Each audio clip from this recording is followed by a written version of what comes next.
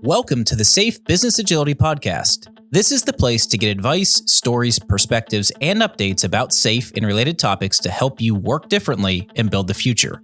Thanks for listening, and be sure to subscribe to the show wherever you get your podcasts. We are excited to welcome back our good friend in SPCT from Gladwell Academy, Eduardo Alvim. Eduardo and I get into a good conversation about what it takes to be successful with portfolio, the trends we're seeing in the market, and a little bit of sidebar conversation around relationships and trust. I hope you enjoy this one with Uncle Eduardo Alvim from Gladwell Academy.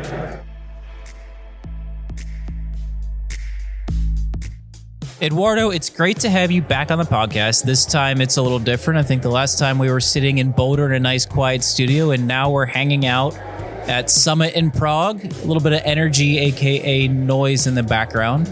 But thanks for making the time. No, thanks for having me. And yes, it's a little bit different environment than last time, right? It is. You know what? I was talking to someone earlier that I think last year when we first came back together in Denver, it was good, but it was still kind of awkward. I mean, you didn't really know, is it okay to shake hands? How close can I talk to somebody? Can we give hugs? And I think the nice thing about being here is that it almost feels like the last 3 years didn't happen, right? I mean, everybody's together, everybody feels good, the energy is up, there's not as much awkwardness. It feels good to be back and have good conversations. And it's nice to shake hands with people, right? So this is something that we are seeing more and more. And events like this one, they help us also to be closer to other people, to understand, to empathize. So it's a lot better than just virtual things. I was speaking to a woman earlier from Atlassian, and she was mentioning that she felt like over the last few years, she lost all social grace. And I thought about that when I'm in that same boat. You kind of forget how to behave around people. You forget etiquette. You forget how to have a meal in mixed company. And so it's good to be back. It's good to relearn some of those social cues and just to be around people again. Yes, and especially to have an event like a Safe Summit back to Europe. This is also amazing because last time it was 4 years ago. Yeah, it was 2019. Yeah. And boy, this environment's great. I got to give, this is not a paid advertisement, so I'll preface it with that. But this hotel has done an amazing job. We're at the Hilton on the River in Prague, and everything's been good. The venue's not huge, but it's big enough. The food is unbelievable. I mean, a lot of the times I think when you go to larger hotels, the quality of the food suffers and it's just not good. But everything here has been amazing. The hotel's great. The city's amazing.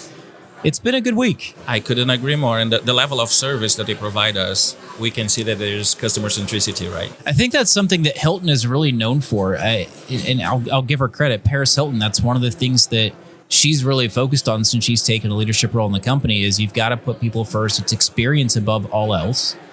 And you feel it here. Every time you interact with the staff, whether it's the executive lounge upstairs, whether it's anyone putting on the event, you can tell they're very people focused. And somebody should write an article about that.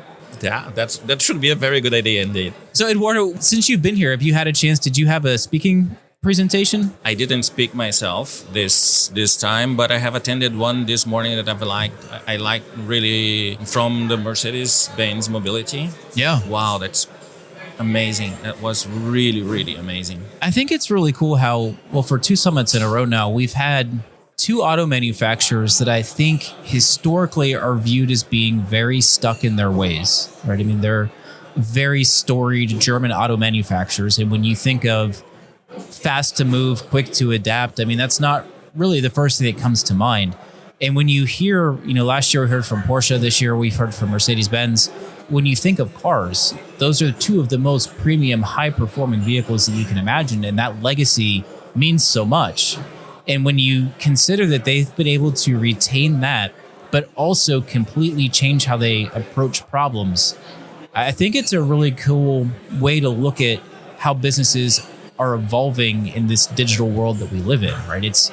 You can still build really cool hand-built AMG engines where it's one engine, one mechanic assembling that, but then have the technology that drives that engine that's best in class. No, absolutely, and I have to say that I was amazed by some figures that she brought, in fact, to that presentation. And one in specifically that caught my attention was before starting implementing SAFe, before starting going in that direction. For instance, she said that in order to approve the credit to a consumer that wanted to buy a car, for instance, they used to need between 5 to 6 business days. So you imagine that. I used to say that I'm not old, I'm vintage. So I come from that time where you had to wait for a long time to get your answer. And I was really impressed by what she brought this morning. She said, well, if you apply for a credit to buy a new car, you have your answer now in 2.3 minutes.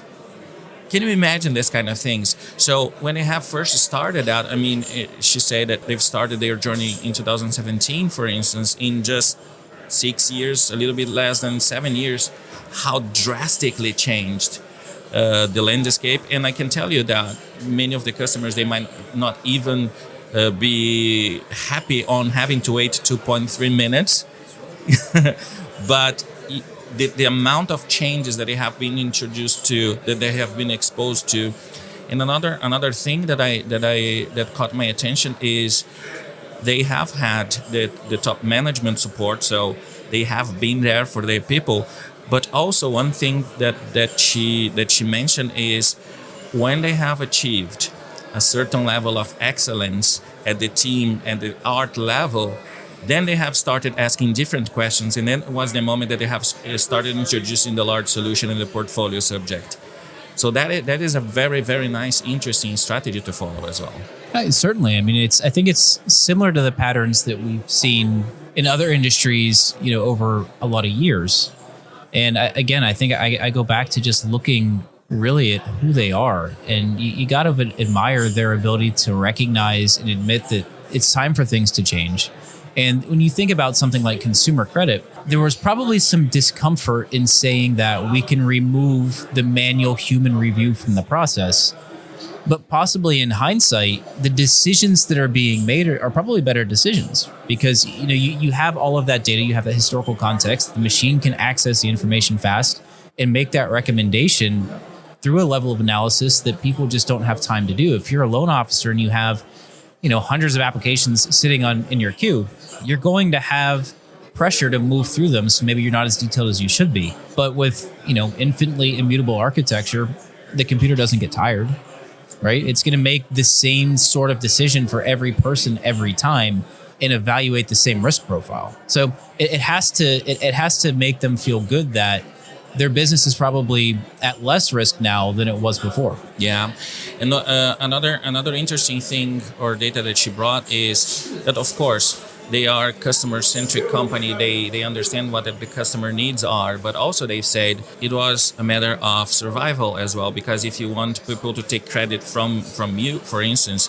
you have to be able to respond even faster than the fintechs of the world that exists today. So if you want them to come to you and work with you, you have to beat your competition. So how can you build them? How can you beat the competition in this world that is changing every single day with new requirements? If you don't take this perspective and start thinking, how can I provide better services, as we are just talking about right now?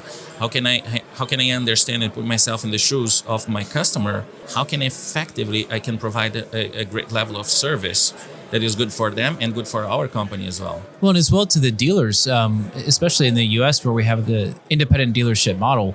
For those people that own those franchises, they want to delight the customer as quick as they can, because every minute that a customer can sit there and can consider their purchase and they're left waiting for that decision, they could potentially talk themselves out of the purchase. So they're going to go with whoever provides the answer first and fastest. So it's in the best interest of, in this case, Mercedes, to be first, right? Because they want to own that experience from, the second you buy your car through the service, through servicing the loan. If they can all keep that in Mercedes, it's obviously the most profitable for them. They can assure a consistent experience. So it's it's a really strategic advantage, and it's cool that they've taken advantage of it. Yeah, and another thing that I thought it was super interesting was that they have elevated this so-called seamless experience, not just when you enter the car and drive the machine, in fact, but the whole process, in fact. So they streamlined the whole process, even from the very first steps. Hey, how are you doing? And the customer enters in the dealer shop, for instance, and I'm just looking around. And it's not just the experience of driving the machine, but the whole process from an end-to-end perspective, and even further, in fact. So that's something that's really important, and they understood that. Experience architecture, it's a thing. Yeah. Well, Eduardo, so I know one of the things that we wanted to talk about was LPM, and I think we talked a little bit about this the last time. What have you learned since we last talked? What is it that you'd like to share and kind of dive into? That is an interesting thing, because I've seen over the years, in fact, and especially during the last couple of months, 3 months that we have talked last time, for instance, that the companies, they are moving towards this direction more and more. Because I think that if we take what we say during an LPM training, for instance, or when we talk about LPM, we are talking about linking the strategy to execution, but it's a lot more than that, and it requires a lot more discipline. It requires a lot more different discussions, in fact. So companies, they are more open now to have this kind of discussions, because they see that they cannot achieve the objectives that they've decided to pursue to the full extent if they do not start having these very difficult conversations. And when we talk about LPM, we are talking about very difficult conversations, and the companies, they are starting to be more in the, I like to call, mood. Yeah. To have this kind of conversations. What I've noticed that's kind of an interesting trend is you typically see organizations begin to transform. They'll start with the teams, then maybe move into an art context. And the portfolio is just a long horizon conversation. People don't want to mess with where the money is and things like that. And that was a pattern we saw for a lot of years. And I think what I've noticed a lot now, especially in the US, is transformations beginning with the portfolio, where businesses recognize we need to move faster, we need to be more adaptable with our funding, our strategy, and all these things. So let's get the portfolio figured out and then launch arts and teams. It's just an interesting behavior to see that we want to start with the money because we recognize that our strategy is vulnerable. Yeah, but this is the same pattern that I'm seeing more in Europe as well. Till a couple of years ago, 3 years ago, there was the same pattern. So you start with the teams, then the trains, and then you talk about solutions, maybe, and then you go for portfolio. But in fact, the companies started to recognize as well that this is not the very last step on the journey, if there is even a very last step, right? Well, I think we've learned that there is no last step. We're always changing. The conversations we had, I remember we were at SPCT masterclass, and we had all of the old big pictures. Yeah. And I remember, at least from Safe 2 forward, seeing it and thinking, wow, we're really smart. And then you look back now and you think, wow, what were we thinking? Because as the world evolves and as people get better at doing these things, new opportunities emerge, right? I mean, right now we're really focused on value stream management. We're talking about optimizing flow through value streams. And what a cool conversation, because if you think back to Save 3, when we introduced the value stream layer, right, and we started talking about how value flows and focusing on products, people thought we were nuts. And, the same thing with DevOps. I remember the first time I talked to a client about automation, and they were releasing new stuff once every 3 years, and they thought, well, automation's cool, but it's not going to work here. Never going to work. Yeah, now that same client's releasing value every day, and it's exciting to think about, and Dean says this often. Safe 6 is kind of cool, or Safe 6.0 is kind of cool, but wow, Safe 8, that's going to be really neat. Because if you think 2 full iterations from where we're at now, I can't even imagine what we'll be talking about. I have absolutely no idea, but you know what? There is one component that I think that we are going to see more and more, or a few components that we are going to see more and more. All of these technologies, AI, cloud, big data, used more and more. This is going to be business as usual for us in a couple of years from now. Even if it's super incipient today, many companies are talking about this, implementing this, having on their day-to-day basis. and which brings me back, in fact, to the subject of LPM, because if you are not ready, and if you don't have the ability to organize and reorganize around value based on your strategy, change your strategy, market sensing to see where your customers are heading towards to, and what to which extent you can effectively serve them, then what's going to happen? Yeah, you're going to be left behind. Exactly. That's as we start thinking about portfolio concerns. I think we talked a lot about technical debt and things like that, within teams and within arts. And a lot of the times the portfolio people would look at things like that and say, oh, well, that's just tech stuff. But to your point, we have to make that a primary concern. If we don't start addressing and streamlining how our technology works so that we can scale fast, change fast, move fast, and also doing the same thing with our business architecture, right? Because it's for every component of technical debt, for every workaround, there's a reciprocal in the business operation. That's when we launched a project, we would say, hey, there's this bug that we're never going to fix. So we have to do this workaround. And then that compounds over time too. So for every piece of technical debt, there's a component of operational debt, and we must pay those things down and optimize them, because that will be our bottleneck to speed. If we don't make everything flow well and move fast and adapt quickly, then that's going to be our constraint to speed. Yeah, and if you go beyond that as well, if you think that when you were building this business architecture, it's important that you build in the capacity to do the rapid experimentation as well. And if you don't have that, how do you know how you are going to validate your hypothesis? How you're going to validate if this is a path that's worth going through, or if this is something that you have to stop. Simple as that, right? So all of these conversations, they come back over and over and over again, and this is not a conversation that you want to have later in the game. This is a conversation that you need to have from the very beginning. So this pattern of starting the portfolio management, the lean portfolio management conversations, I've seen that more and more the companies, they are having earlier and earlier in the game. I have been working with some clients, for instance, that the very first thing that they want to implement is lean portfolio management. And that is absolutely great, because they understood that this is where the game changes effectively, where we really start changing the company. So Eduardo, with these companies that you've been working with that are, we'll say, portfolio first, have you seen with the people asking for those changes that they themselves are ready to change how they view work? And when I say that, when we look at this idea of experimentation and pivot and persevere, what I've seen from a lot of people for a lot of years is a reluctance to want to say, this is an idea that I had, we tested it, it didn't prove out, so we're going to relentlessly move to the next thing. There's a lot of fear with that. Have you seen with people that are trying to move portfolio first that they're okay with that they're okay being wrong, and that they want to understand early that their ideas aren't going to work out so they can pivot or persevere? Or is there still some fear over, well, what's going to happen to me if I'm wrong? So let me try to bring this in a different way. It's always an economic decision, right? No matter what, we always bring the economics to the equation, and we have to talk about that. So what I have seen companies is that they are understanding more and more, in fact, that there is a huge cost on being wrong late in the game.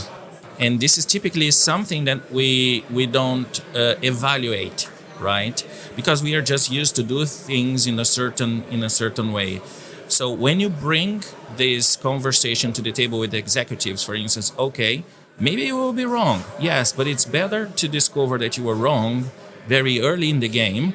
Then you have the chance to pivot or persevere, to change your hypothesis, for instance, or to completely say, okay, we are going to stop doing this because this is not bringing what we expect, and we are going to invest on something different that might bring what we expect. So if you have this kind of conversation with executives, you are going to be in a lot better place, in fact.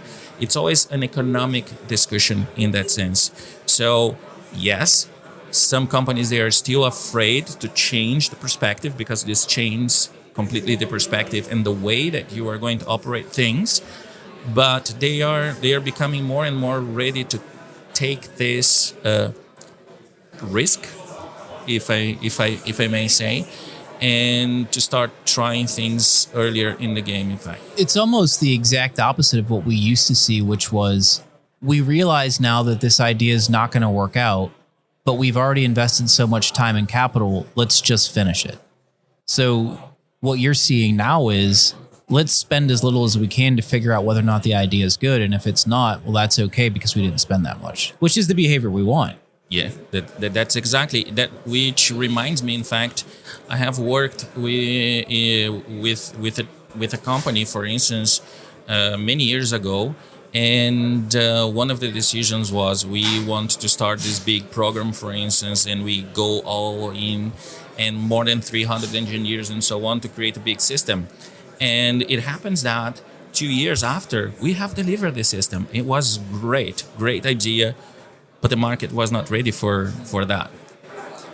So 6 months after, they completely shut down the development of the program because market was not ready. So they did not do a great job in terms of creating the awareness and the need and so on. So they had to shut down. And can you imagine 2 years of work of 300 people, multiple countries? In fact, just okay, this is going to the fridge now because, I mean, we just did not assess correctly our options here.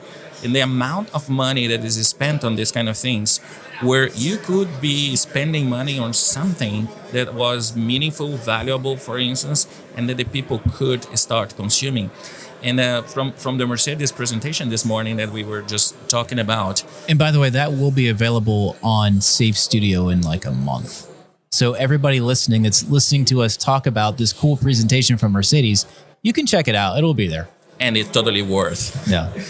Because it has a lot of lessons for us. So one of the things that also I took note, because we want to anticipate the cash in and we want to delay the cash out.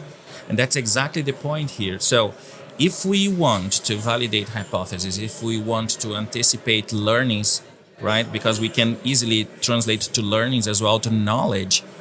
This is exactly what we want. And as early as possible that we know, that we learn, we are going to either continue or we are going to stop investing into something that is not going to bring what we expect. Now that's, I think getting the fear out of the system is what's really going to help a lot of companies get to that place. And that's where we all need to be, right? It's, how many ideas can we test to validate the right path forward so that we can move? But then also have the courage to say, this was the right idea 6 months ago, but it no longer is, and that's okay. The world's changing fast. Absolutely. And these are learnings that we can apply to every single industry, in fact. Even in my case, in my company, for instance, this is something that we have been learning all along the way. And now we have also implemented the lean portfolio management. We have implemented, for instance, the funnel for ideas, and we have implemented all of these kind of things, because even in education, or let me rephrase, even more in education and consulting, for instance, we need to be at the top of our game. We need to understand what the customers they need, and we need to meet them where they are, because otherwise, we are not going to survive. And that is mandatory, not just in our case, education consulting, but in every single industry. So we need to meet the customers where they are. And Eduardo, your company and Gladwell too, how often do you all get together for things like PI planning? I want to say that it's fairly often, right? Yes, once per quarter. And that's the entire team? The entire team. That's a huge commitment. I think that speaks a lot to the value of that time together, because if you think about bringing a team of consultants together to do planning for a week, well, that's a week of non-billable time, right? In a consulting space, billable time is gold. That's all you have, and chargeability in that rate. So for a firm like Gladwell and for a leader like Miranda to say, hey, it's so important that we're aligned and that we have a plan that we're executing on together, that I'm willing to take a week off the road for everybody. Well, maybe not off the road, but non-billable for everybody to do this. That says all you need to know. And, we still struggle with companies, and we still have that conversation around, well, what's the value of the IP? Am I getting what I paid for? Well, the reality is, for one, planning takes time, and we all know that. And yes, it's absolutely worthwhile. And I think that your context is a prime example. This is a company that isn't buying people's time to build something. This is a company that's hiring people to help others for a daily billable rate. So to come together and plan and not have that income, it's a big expense, but clearly the value's there. Absolutely, but this is also an executive decision, because we want to invest in our people, we want to invest in our business, and we want to invest on becoming better so we can better serve our clients. So one thing comes with the other. Even if we don't have 3-4 days of billable time, for instance, I'm pretty sure that with the knowledge that we are generating, with the sharing that we have, all of us together, for instance, that is really valuable for us. I used to say that when I'm teaching my classes, for instance, that in general, people, they think about creating value as money, right? But it's not only about that, because I used to say that value may mean two different things: money or knowledge. And if you have knowledge, money will follow, and then we can have a very high level service that we provide to our clients. And one thing comes with the other, and that's how we see things at Gladwell, in fact. So we stop for 3 days, for instance, for the PI plan, because we have to do sometimes distribute it as well. And we work together, we plan together, we discuss, we create, we come up with brand new ideas, for instance. And then at the end of the PI planning, for instance, we understand why the strategy was decided like this, what can we do to contribute to the strategy and deliver the value for our companies, for our client, and also for ourselves as human beings, because that's also something that is very important, right? So I'm going to agree with you and then add a third aspect to that. So in terms of value, yes, money, yes, knowledge. And I think the third component to that, which you absolutely see in your time together, is the relationships.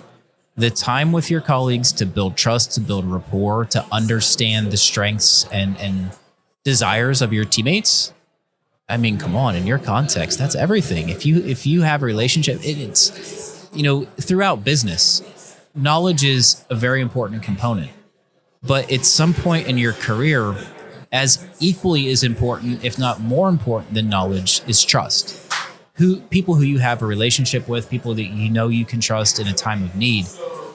To not have that in an organization, I used to do some work with the American fitness company Under Armour, and their CEO always used to say that in any relationship, you don't have to like somebody, you don't have to be able to work with somebody, but you have to be able to trust them. You can like somebody and you can want to work with them, but if you don't trust them, it doesn't matter. You don't have to like somebody. You can think you can work with somebody and trust them, and the fact that you don't like them doesn't matter. You can not necessarily have the same working style as somebody. You don't have to like them, but if you can trust each other, you'll still be successful. That trust is the key component, and that time together is what's going to help establish that in any organization. Absolutely, yeah. And I couldn't agree more, and thanks for that, because I'm going to use during my classes as well. I'm going to give you the credits, of course, for that one. So yes, this third element, the trust, is important, absolutely important. And to coming back to my previous point, so for Glado, for instance, being able to trust people is really important. Creating these relations between people is really important. So last week we've been in our headquarters in Amsterdam, all of us, for the PI planning. So we have done our PI planning. In the last afternoon, for instance, Miranda organized a high performance training for us, and guess what? Nobody was expecting for that. We had an entire afternoon being trained by Marines, and it was just amazing. We were out on the field, in the forest, doing exercises, really creating bounds and working together. It was absolutely amazing. And that helped us to be together, to discuss, to help each other, and create trust. And this trust is felt, is seen by our clients whenever we are creating a value with them, whenever we are doing projects with them. And this is just amazing. That reminds me of probably the coolest team building experience I ever did. It was similar. We were at an airport in Mesa, Arizona, and there was this business started by some Navy fighter pilots. I believe they were Navy. And it was called the Combat Fighter Experience. And so there would be 3 airplanes that go up, 2 airplanes are on a team and there's a pilot in front of you, right? They're doing all the work. And then behind you, you have the simulated, munitions. So your goal is you have to work as a team to shoot down this other airplane. And for one, it's an insanely invigorating experience because, these are high performance aircraft with fighter pilots on the stick. So they're doing everything. And right. So you would direct the pilot. You would have to work with your teammate to create the strategy of how you're going to pursue this other aircraft. And then you communicate, and then the pilots kind of very safely, mind you, they execute the plan that you've built with your teammate to go get this other aircraft. And they're going upside down and doing loops and doing crazy things, but you and your teammate are working together to actually shoot down this airplane. You cannot come out of that experience and not be bound as teammates. It was so cool. It wasn't cheap, but it was so cool. It's definitely worth, right? Worth every penny. And I kind of want to do it now. I'm thinking maybe I should take my wife and we should go do that to build our team. That could be a revigorating experience, to say the least. She'll either love it or veto me immediately. Oh, Eduardo, it's always good to talk to you, my friend. It's my pleasure. Thanks for having me here. Is there anything that you kind of want to capstone or summarize before we wrap up? And also, please be sure to tell people how to find you and Gladwell as well. I think we missed that last time. Yeah, so based on what we were discussing here was because this kind of connections, brain connections, they can come out later, of course. And I was thinking about, so this high performance training that we have done Friday, for instance, during the whole weekend, just before coming to Prague, for instance, I have felt the existence of every single muscle in my body, muscles that I didn't even know they existed, in fact.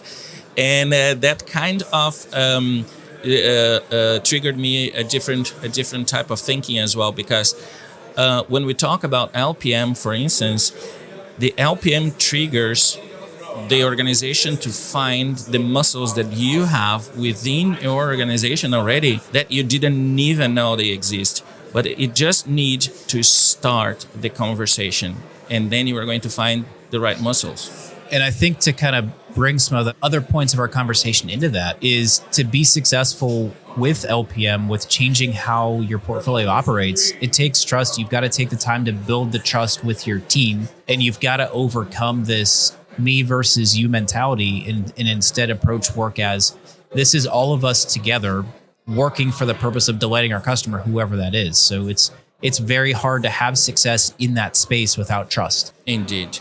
Thank you very much, Adam, for having me here. If you guys want to hear more or talk to me, feel free to go to my socials. You can find me on LinkedIn, Eduardo Alvim, for instance, or you can go to Gladwell website, www.gladwellacademy.com, or you can also check my personal site, www.uncleeduardo.com. Uncle Eduardo. Yeah. It's always a pleasure, my friend. Pleasure was all mine. Cheers. Cheers. We hope you enjoyed today's episode. The entire team at Scaled Agile is focused on helping you be better at work so that you can help your enterprise be more successful in the new age of business. If there's anything else we can do to help, if there are any other assets you'd like to see, content, podcast guests, just let us know. Also, please check out Safe Studio, where you'll find tools, toolkits, resources, videos, and so much more to help you be successful in the world of work. As always, if you appreciate this content, the greatest compliment you can give us is a referral to a friend or colleague. And if you feel so inclined, we do always appreciate those likes, comments, subscribes, and reviews on your podcast platform of choice. My name is Adam Mattis. Until next time, as they say, stay safe.